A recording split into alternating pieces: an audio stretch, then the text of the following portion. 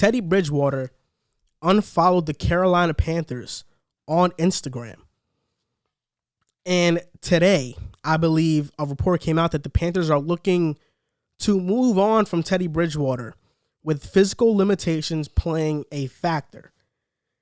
Teddy Bridgewater unfollowed the Carolina Panthers on Instagram and put his account on private. And David Tepper, the Panthers owner, is extremely motivated on landing Deshaun Watson via trade. One thing I got to say. Is anybody surprised? Not about the Deshaun Watson thing, but about Teddy Bridgewater having physical limitations. I think when Carolina signed him to that huge deal, everybody thought it was an overpay because we all knew he had those physical limitations. Teddy Bridgewater has always been a good QB, not a great one. We all knew he didn't have a great arm. He had an okay arm. We all knew he was an accurate quarterback. He just is a very timid one. He doesn't take many shots down the field. I think we all knew that. And this past season, what if I were to tell you, this past season, Teddy Bridgewater had one of his best seasons of his entire career, probably the best. You'd probably think, huh? Right? But it's true. Teddy Bridgewater had his best season of his career. I mean, when talking about playing a full season at least, he had his best season. He passed for a career-high 15 touchdowns and 15 starts, so 1 touchdown per game. He had the second highest QB rating of his entire career, and if you're not counting the 5-game sample size in New Orleans, then he had the first highest QB rating of his career with the Panthers this past season. So yes, he had the greatest year of his career so far, thus far, yet the numbers are average. Why is that? Well, because Teddy Bridgewater has always been an average quarterback.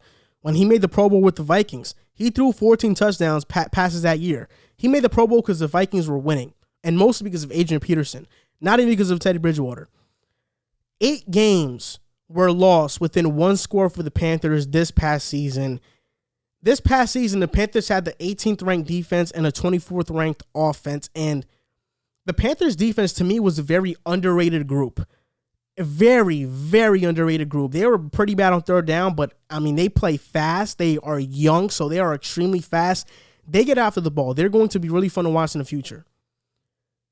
Deshaun Watson going to the Carolina Panthers just makes sense for both sides. The Texans trade Deshaun Watson to the NFC, and the Texans receive the 8th pick in the draft and a boatload of more first rounders and a bridge quarterback in Teddy Bridgewater. And I think out of every offer that they can get, you know, whether you're talking about the Dolphins or the Jets, of course, I think the Jets and Dolphins have the best offer, but you want Deshaun Watson out of the AFC if you're going to trade him.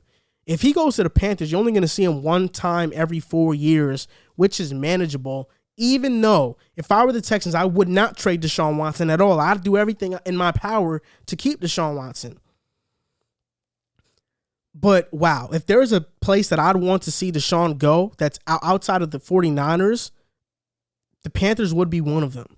Their offense would be Deshaun Watson, DJ Moore, Robbie Anderson, Christian McCaffrey.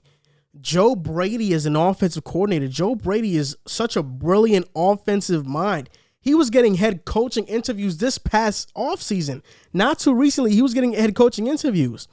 And Curtis Samuel would probably leave because they wouldn't be able to sign him back if they get Deshaun Watson.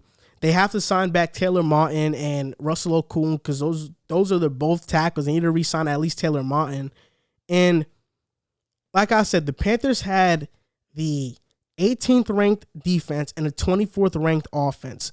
With limited weapons in Houston, Deshaun Watson had the 18th ranked offense, but his defense was the 27th ranked defenses. The Panthers lost 8 games by 1 score. If Deshaun Watson is there, they don't lose those games. They at least win half of them. And if they were to win half of them, they'd be a 500 team with Deshaun Watson. And their defense is really underrated. You look at Brian Burns, who's a really fast pass rusher. Zach Kerr, who had a career year this past season. Derek Brown, a top pick last season. Uder Gross-Matos out of Penn State. He was up and down year. Shaq Thompson, Jeremy Chin, and Jermaine Carter, a very good linebacking core. Dante Jackson, a really fast cornerback, and Troy Pride Jr. didn't have a good year, but I'm kind of high on him as a prospect.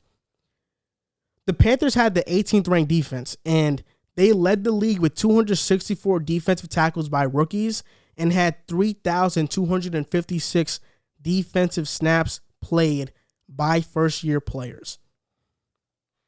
This defense is just going to get more experience, and with experience, they're going to be better.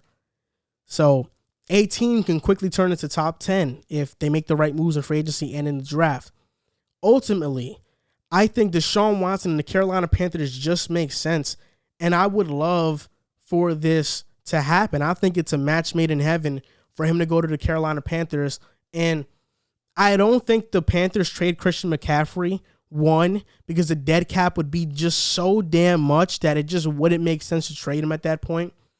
And I think that Houston, if they're trying to go into a full rebuild, I don't think they'd want a running back getting paid the most on their team to start off that rebuild. I just don't think it makes sense for both sides.